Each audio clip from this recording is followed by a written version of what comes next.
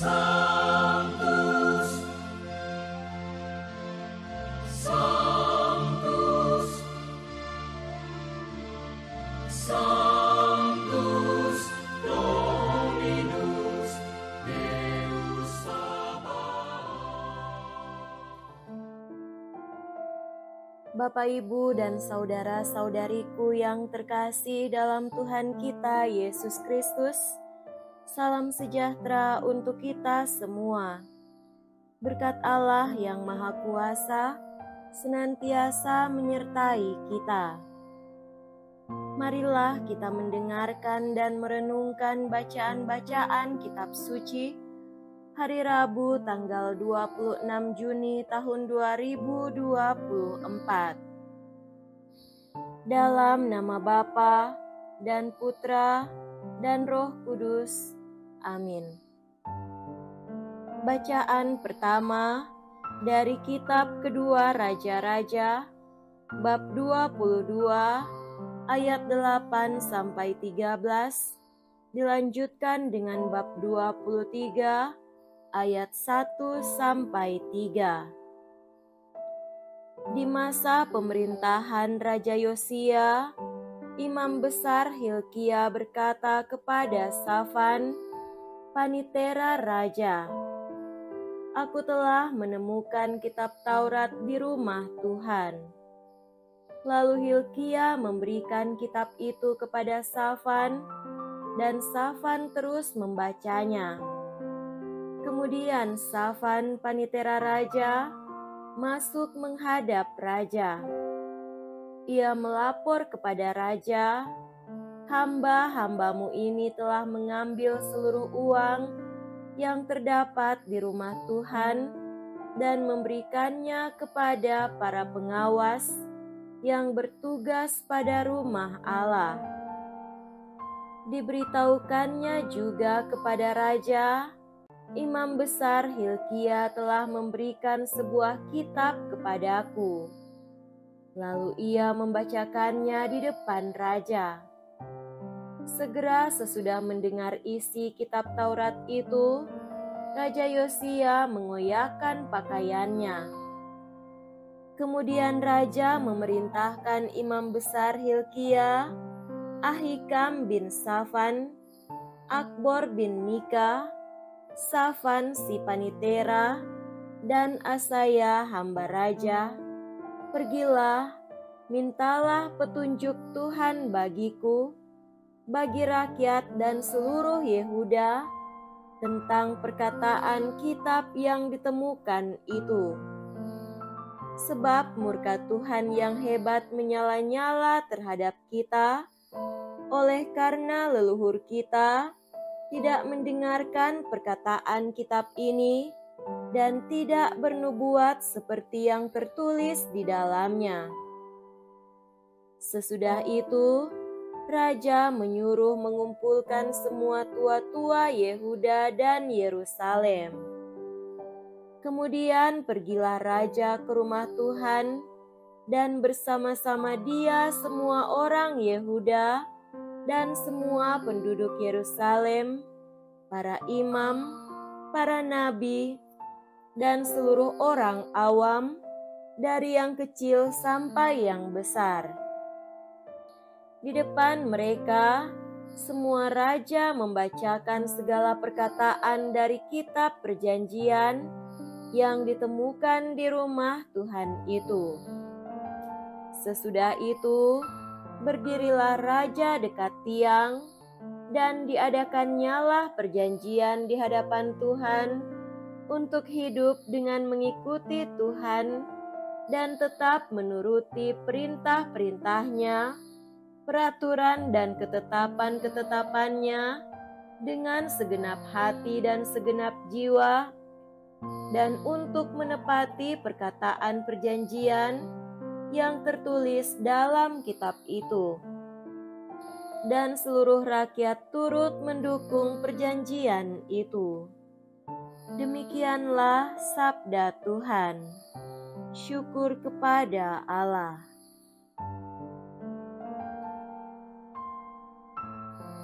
Semoga Tuhan beserta kita sekarang dan selama-lamanya.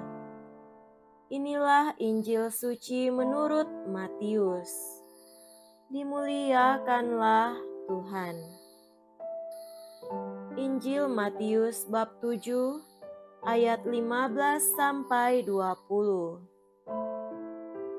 Dalam khotbah di bukit, Yesus berkata, "Waspadalah terhadap nabi-nabi palsu yang datang kepadamu dengan menyamar seperti domba, tetapi sesungguhnya mereka adalah serigala yang buas. Dari buahnya lah kalian akan mengenal mereka. Dapatkah orang memetik buah anggur dari semak duri, atau buah ara dari rumput duri?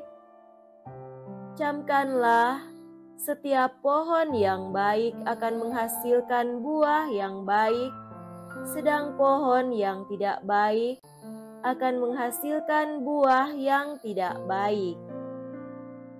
Tidak mungkin pohon yang tidak baik itu menghasilkan buah yang tidak baik, ataupun pohon yang tidak baik itu menghasilkan buah yang baik.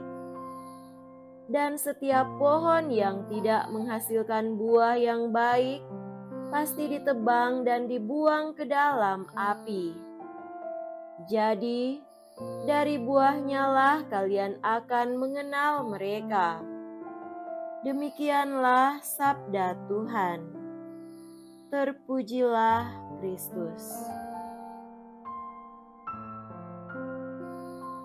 Saudara-saudariku yang terkasih dalam Tuhan kita Yesus Kristus, tema renungan kita pada hari ini adalah dengarkan Tuhan dan sabdanya. Kita hidup pada zaman yang benar-benar bising. Ada banyak berita dan informasi yang beredar di pelbagai media cetak, elektronik, dan digital, belum lagi yang didengar dan dilihat langsung. Bagi sebagian orang, semakin banyak informasi akan semakin lebih baik.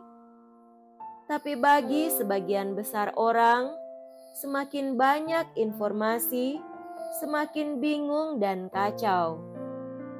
Hiruk-pikuk informasi dengan kekaburan antara yang benar dan yang salah, keliru bahkan hoaks, terkadang membuat orang jadi pesimis dan sulit untuk percaya lagi apa dan siapa yang harus didengar. Yosia yang ditampilkan dalam bacaan pertama adalah raja terakhir dari kerajaan Yehuda yang bersikap dan bertindak benar di mata Tuhan. Ia mengutamakan Tuhan dengan membersihkan praktek-praktek penyembahan berhala dan membangun kembali bait Allah yang rusak. Ketika memperbaiki bait Allah, ditemukanlah sebagian kitab Musa, dan dengan tegas Yosia mengikat perjanjian lagi antara Allah dengan rakyat bahwa mereka hanya akan berbakti kepada Allah dan mendengar perintah-perintah Allah. Kerajaan hancur karena mereka membiarkan diri mendengar dan menaati para nabi-nabi Baal dan ajaran mereka.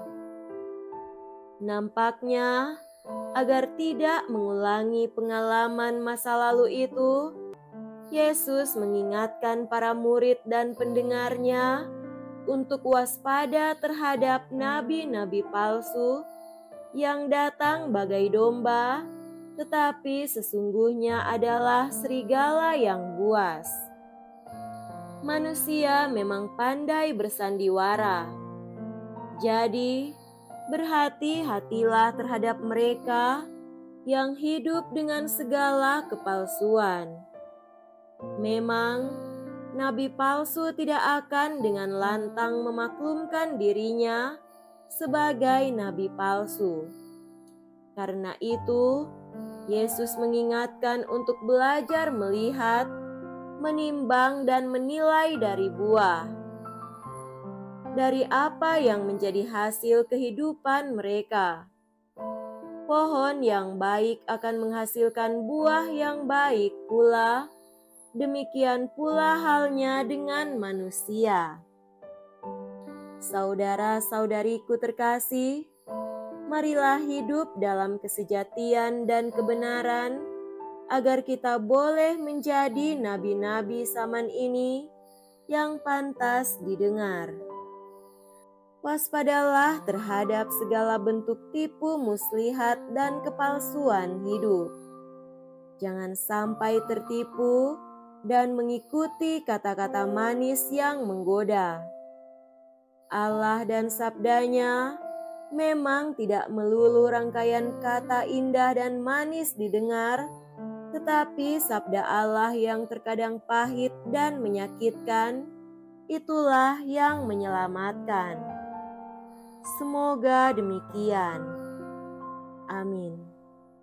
Dalam nama Bapa dan Putra dan Roh Kudus.